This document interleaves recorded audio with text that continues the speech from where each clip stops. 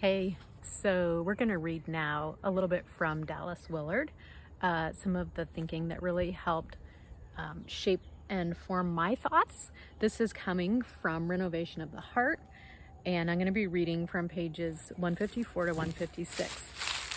So you ready? Sorry, kind of jostly there. All right, here we go.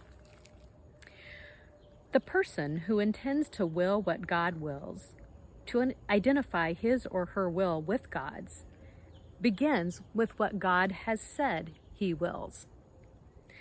And we do not need to know all that he has said, though under New Testament teachings, that is not as difficult as it sounds. See Romans 13, 8 through 10. We can begin with what we know he has said.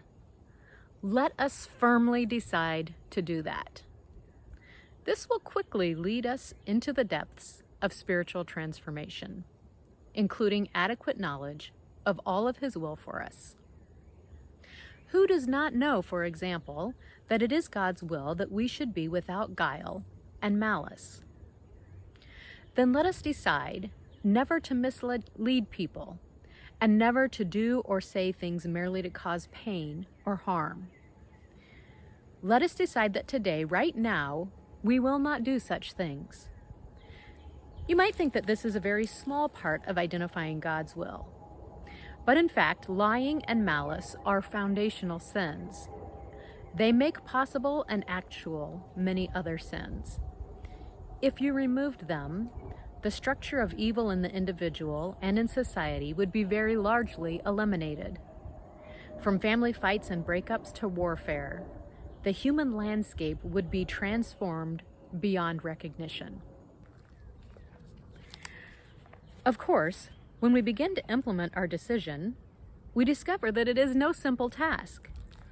We discover what a grip duplicity and malice have on us in every dimension of our being.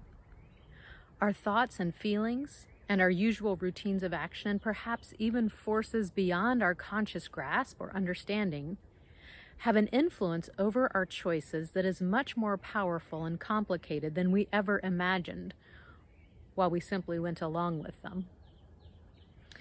Now we skip down just a bit and he continues to say, a major service of spiritual disciplines, such as solitude, being alone with God for long periods of time, fasting, learning freedom from food and how God directly nourishes us, worship, adoration of God, as discussed in chapter 6, and service, doing good for others with no thought of ourselves, is to cause the duplicity and malice that is buried in our will and character to surface and be dealt with. Those disciplines make room for the Word and the Spirit to work in us, and they permit destructive feelings that are usually veiled by standard practices and circumstances and by long accepted rationalizations, to be perceived and dealt with for what they are, our will, and not God's will. Those feelings are normally clothed in layer upon layer of habitual self-deception and rationalization. Typically, they have enslaved the will and in turn have coerced the mind to conceal or rationalize what is really going on.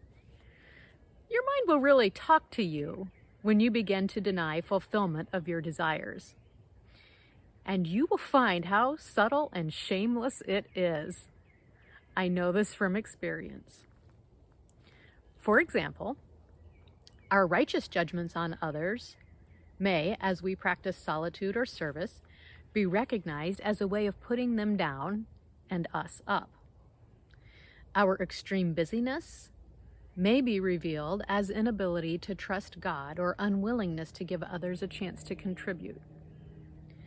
Our readiness to give our opinions may turn out to be contempt for the thoughts and words of others, or simply a willingness to shut them up. Truly becoming one who wills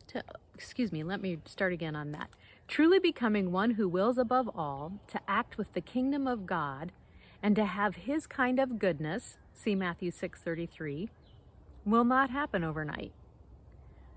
But upon a path of clear intention and decision, with appropriate spiritual disciplines and accompanying grace to illumine and correct us when we fail, it is not as far away as many would suppose.